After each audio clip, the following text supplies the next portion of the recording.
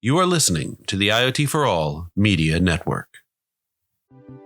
Hello, everyone, and welcome to another episode of the IoT For All podcast on the IoT For All Media Network. I'm your host, Ryan Chacon, one of the co-creators of IoT For All. Now, before we jump into this episode, please don't forget to subscribe on your favorite podcast platform or join our newsletter at iotforall.com/newsletter to catch all the newest episodes as soon as they come out. But before we get started, does your business waste hours searching for assets like equipment or vehicles and pay full-time employees just to manually enter location and status data? You can get real-time location and status updates for assets indoors and outdoors at the lowest cost possible with Leverage's end-to-end IoT solutions. To learn more, go to iotchangeseverything.com. That's iotchangeseverything.com. So, without further ado, please enjoy this episode of the IoT For All podcast. Welcome, Joe, to the IoT For All show. How's your week going so far? Good. How's your week going? Not too bad. Really hot here in the DC area, but hopefully it's better weather where you are. Nope, it's hot in Texas. Well, it's great to have you. I'd love to start off by having you just give you a quick introduction to our audience, background information, anything you think is relevant, gives them more insight into who they're listening to. Okay. So my background, I'm an entrepreneur. I've launched over 20 plus software products. I was running a company a few years ago and then sold it to IBM. And then since inside of IBM, our IoT business, as well as our weather business, blockchain, supply chain, Watson Media, and a bunch of other things as well. Fantastic. I'd love it if you could talk a little bit more about an IBM and the role you all play in IoT, AI, that kind of arena, kind of what you do, what you offer the market, how your approach is different than maybe what else is out there. Okay. We started investing in IoT about 6-7 years ago, and IBM is heavily invested in industries that I call asset intensive. Okay. And it's global. So we have customers in utilities, oil and gas, transportation, all the manufacturing, all the IoT heavy intensive industries you would expect. So that was the original reason for investments. We also have a large install base of a product called Maximo. So Maximo is used by thousands of companies all over the globe to do maintenance. And so obviously maintaining assets and IoT, the convergence of those two is a natural fit. We also have a portfolio called Tririga, which maintains buildings as well. So as you know, IoT is being embedded inside of buildings and everything else for that matter. So those are two large portfolios. Among others, we have the supply chain business as well. IoT is more emerging in that segment, but think of tracking shipping containers and goods all over the globe, especially after COVID. People want to know what's going on with their supply chain. So you'll see more and more investments in IoT in that segment as well. Fantastic. So one thing you mentioned was talking about the maintenance side. And I'd love it if you could talk about how the emergence of so many IoT connected devices that we have now has kind of changed the role of those technicians out there that are repairing and maintaining the equipment that is powered by them, and just kind of what you're seeing on that side of things. Yeah. Well, part of it's the equipment's changed. When I was growing up, with my father, I used to work on cars, right? Today, I wouldn't even touch a car. I open the hood of the car and I'm like, what the heck is going on inside? There's wires everywhere and sensors embedded on everything. So the equipment has changed. So that's changed the life of a technician. It's getting worse and worse. Like at some point in time, we're expecting farmers to be using robots going up and down their fields, just even picking weeds, right? Instead of using fertilizer as an example. So you now have a farmer having to maintain a robot. So the equipment's changing is one thing. It's being modernized as well. There's a lot of aging assets out there and they need to be replaced. And the new ones have sensors, and the cost of data and the cost of chips has gone way down. So they're all being shipped with embedded computers, chips, and connection to be able to be maintained better and monitored better. Yeah, I've heard a lot about kind of what's going on with chips lately. It sounds like there's, at least the people I've spoken with, that there are a shortage on the chip side. Is that kind of what you're seeing as well, or how are you kind of approaching that? It's in certain segments. I believe that's a temporary problem. So it's what they call a transitional issue. The That being said, more investments will be made in semiconductors. We do expect more of it to move in country, and depending on what country that is. So you'll see more U.S. based manufacturing facilities, manufacturing chips instead of overseas. But that being said, longer term, there won't be a shortage of chips. It's a temporary problem. Gotcha. So kind of going back to our question a second ago regarding the maintenance of equipment. So I wanted to see if you could bring in the AI component as well and talk about how AI is helping kind of bridge any skills gaps that are being created by this new technology. Help people that are, being trained to maintain and repair these complex assets now in the world. What's a little bit of background on it is you've got this dichotomy of someone just coming into the workforce who's pretty much has grown up online and playing video games. So think of a drone operator, like that teenager. They actually have a useful skill. They can actually operate robots and drones and autonomous vehicles, et cetera. And then you've got a technician who's been out there 20, 30 years. And there's the ones who grew up working on lawnmowers and cars. And so they're more likely to just roll up their sleeves and start playing with the equipment. The person coming out of school is most likely going to go look for a YouTube video on how to fix it. So think about it from that perspective. Now you've got a workforce that is retiring and the knowledge is being lost. And so being able to capture that and infuse that, but also being able to use AI to then do the search through user manuals, videos, past work order history to actually resolve and fix things. The idea for it actually came from like shows like Star Trek. If you ever watch Star Trek, you see that they're interacting with the computer. They're like touching things in the air. The actual ship is telling them, "Oh, there's a problem in this room, engine room. This you may want to go look at that." Right. And there's but beyond that, there's the guy down in the engine room screaming for some reason, trying to fix it. Right. But that's actually the 20, 30-year-old technician, right?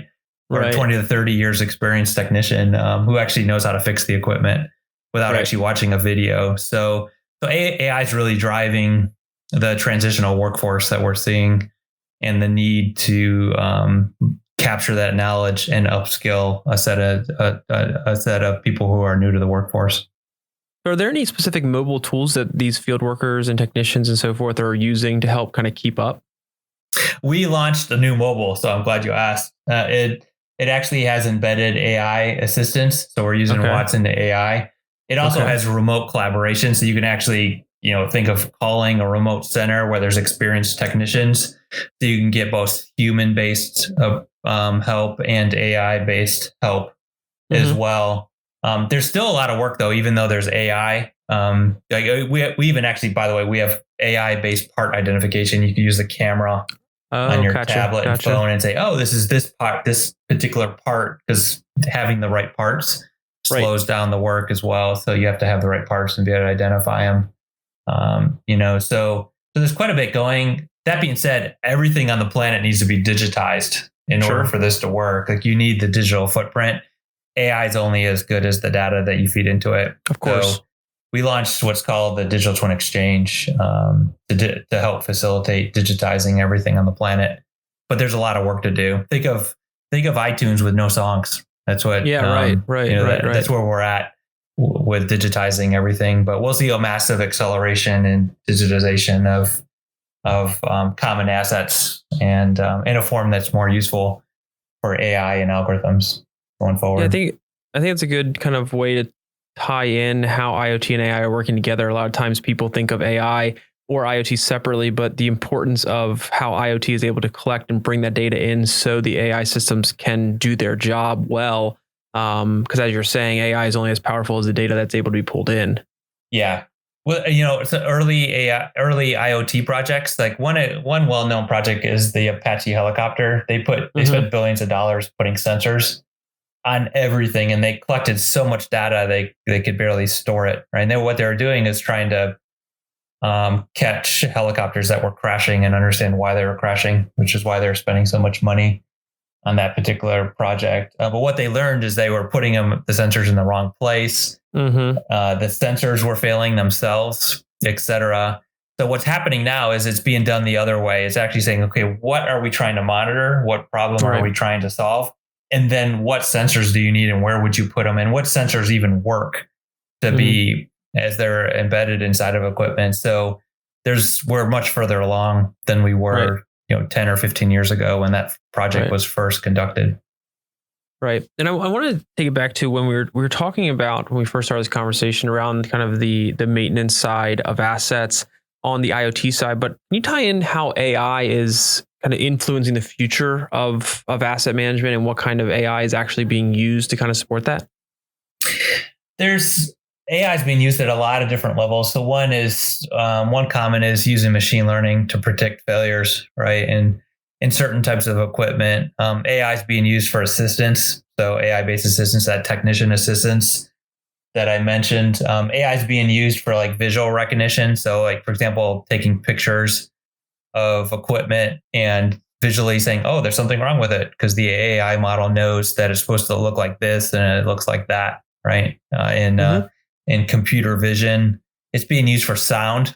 So, and the really experienced technician can actually walk by some equipment and they can say, that thing has a bad bearing. And I've been with a technician that said something like that. I'm like, I can't hear anything. I have no idea what you're talking about. So, but you can use microphones and sensors to detect, certain types of motor failures or bearings or other vibration, et cetera. So it's being used to use what's called anomaly detection. And so what that is saying, is it really doing something different that it's never done before? And if it is, should somebody actually look at it?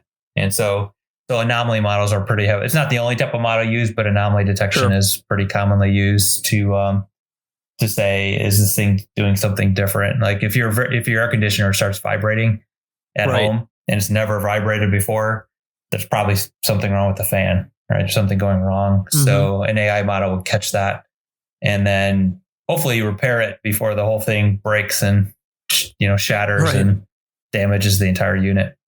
Well, that's a good point. On the predictive maintenance side, how are you seeing kind of all this data that we're now having available that's coming off equipment that we're pulling in and analyzing work and kind of shifting the approach from repairing and maintaining once something breaks to being able to predict when something is going to go wrong and then prevent it from happening?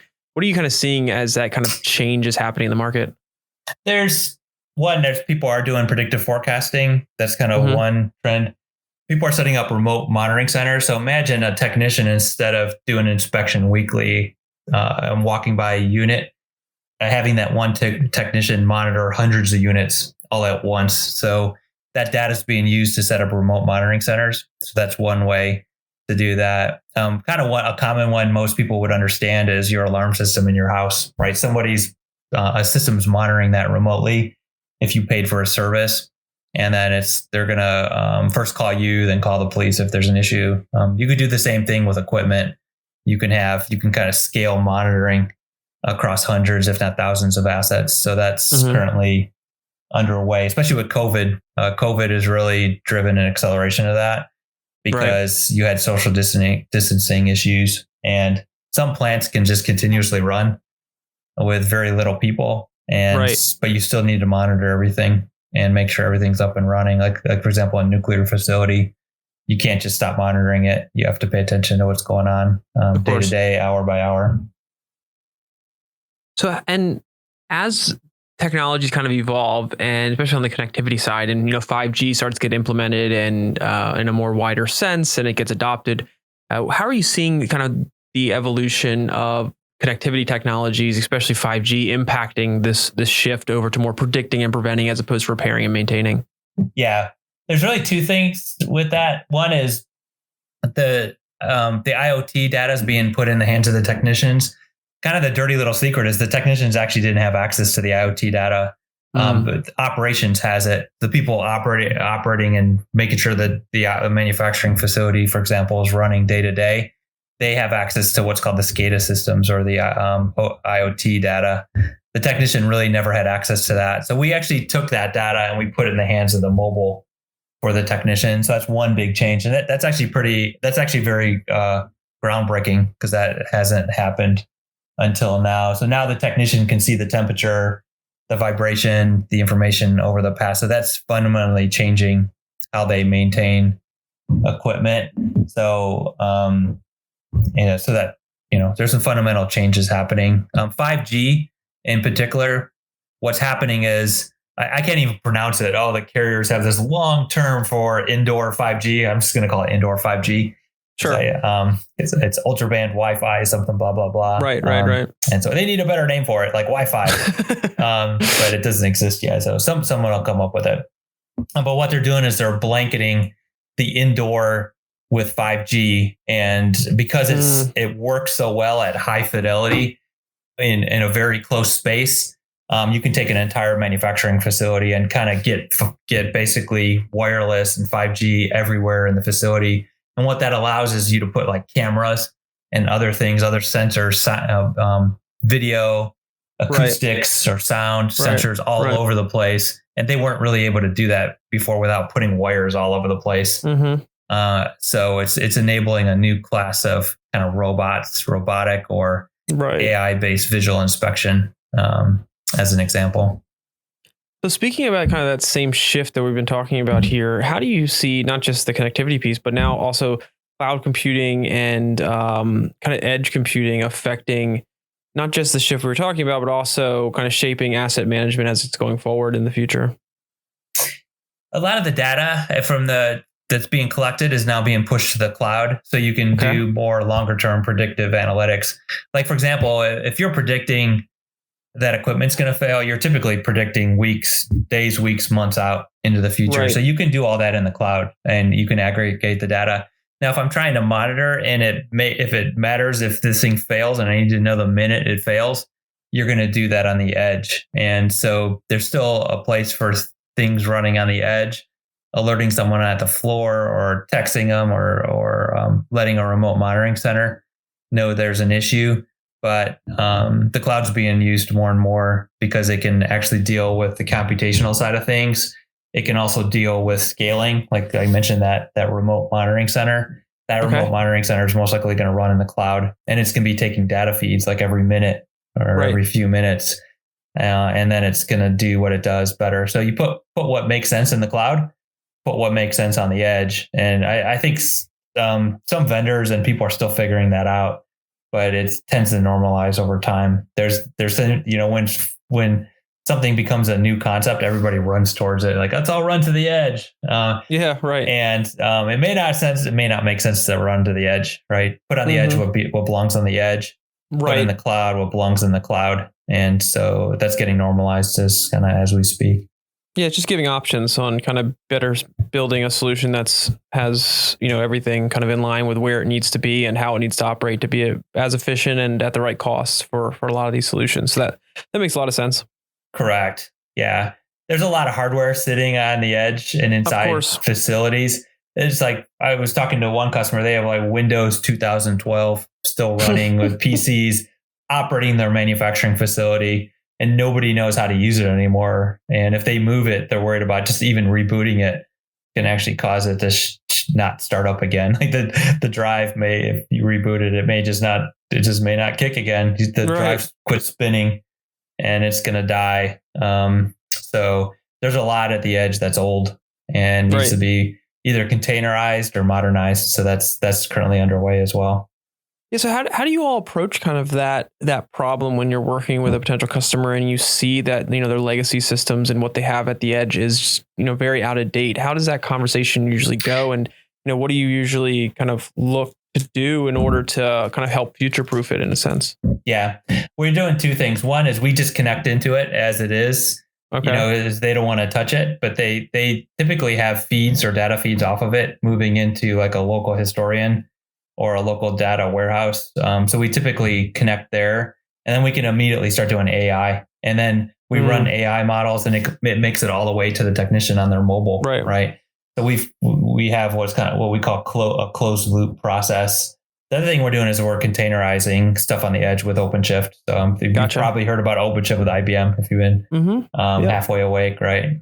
So that's being used to containerize everything. And so some of that older stuff is getting containerized, and some of it's being rewritten or modernized as well. Makes sense. Okay.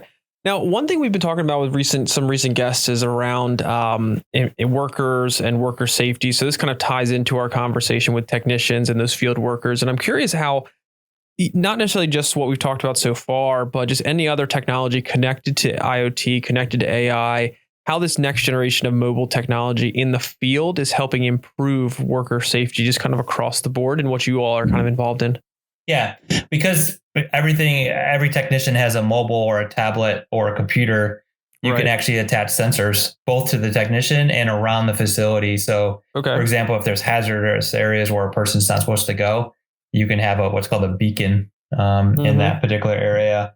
But, there's sensors being embedded on safety vests, on helmets, just panic buttons inside of a mobile application. All those things apply. Certain, like, for example, there's been, I'm not going to name any company per se, but there's, disasters have been having like chlorine plants where at any given time, they need to find all the employees, like where are they physically located in the facility.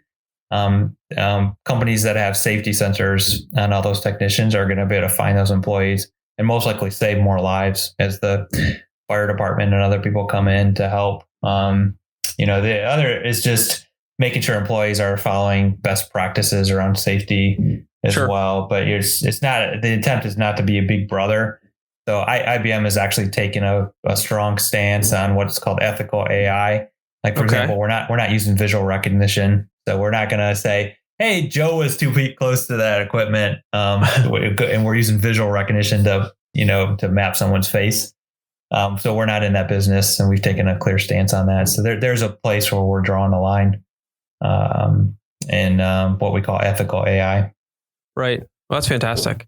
One last thing I wanted to ask you before we wrap up here is, we were kind of loosely talking about it earlier, but I've seen a lot of material coming out across the board, but also from IBM directly around digital twins. And it's not a topic that we get to cover very much. So I'd love it if you could just kind of explain to our audience in as layman terms as possible what digital twin actually means, and then also kind of branch into what impact are digital twins having and which industries are really embracing them the most. The digital twin is really needed to have that Star Trek experience, right? You have to have a digital model of an asset. You need to know what the parts are, how it fails, the failure codes, right? What sensors are embedded on it. So it's really needed to drive that AI experience. I mentioned earlier, it's like, but what we have now is iTunes without the songs. And so you've got this great music player, which is AI, and you really need the songs to make it all hum or work expected. So that's what the digital twin is needed for. And no one company is big enough, even IBM, to write the check to digitize everything on the planet. So there's a massive effort to digitize both old assets and existing assets. And what IBM has done is we've really provided the iTunes for digital twin. That's our digital twin exchange that allows our entire ecosystem to upload digital twins. So we actually now have thousands of digital twins out there, and you could actually sign up and create a digital twin and either open source it or almost like a where you could actually create a digital twin and put it out there and actually monetize it. So our ecosystem owns the IP, and they'll own the digital twins, and they'll get paid for that. We're just facilitating the transfer of the twins to the people who need it. Fantastic. Well, this has been a great conversation. Talked about a lot of stuff we regularly do not cover, but we've needed to cover for a while. So I do appreciate you taking the time and kind of shedding some light on a lot of these topics. I do want to ask one kind of final question for just from your perspective, IBM's perspective, whichever side, like where do you kind of see, or what are you most excited about kind of going into the second half of this year into next year, getting out of hopefully more of the pandemic and just moving IoT and AI forward? What are you most excited or looking forward to? Well, what I'm most excited about is we launched our Maximo application suite. So we took IoT operations reliability, which was our APM products, and maintenance and combined it together into one solution. So we're the only company on the planet that has all three of those things available, and a mobile technician who can actually access IoT data, digital twins, et cetera. So not to push an advertisement on you, but that's honestly what I'm most excited about. I've been working on it for 3 years, so I have to have some level of excitement. Oh, you have to. How could you last shipped. 3 years? Yeah, it's shipped and it looks beautiful. And that's awesome. We'll be at Maximo World August 2nd, and they have some pretty exciting things with robots and other things that are coming down the pipe as well. That's awesome. Yeah, no, I have no problem you talking about that, because you can hear the excitement in your voice. You've been working on it for 3 years. The fact that it's shipped is amazing. So that's no problem dropping that to our audience. I think it'll be great for them to check out. The last thing I wanted to ask you is if our audience has more questions or follow up or anything they want to learn a little bit more about what you have going on, what's the best way to do that? That's easy. You just go to ibm.com/Maximo. Fantastic. All right, Joe, this has been a great conversation. Thanks so much for taking time out of your day. I'm excited to get this episode out for our audience to listen, and we'll make sure we put all the appropriate links to all the things we've been talking about so our audience can get all the information they need to learn more about IBM and what you all are doing on the IoT and AI side. Awesome. Thank you for having me. Appreciate it. All right, everyone. Thanks again for joining us this week on the IoT For All podcast. I hope you enjoyed this episode. And if you did, please leave us a rating or review and be sure to subscribe to our podcast on whichever platform you're listening to us on. Also, if you have a guest you'd like to see on the show, please drop us a note at ryan@iotforall.com and we'll do everything we can to get them as a featured guest. Other than that, thanks again for listening and we'll see you next time.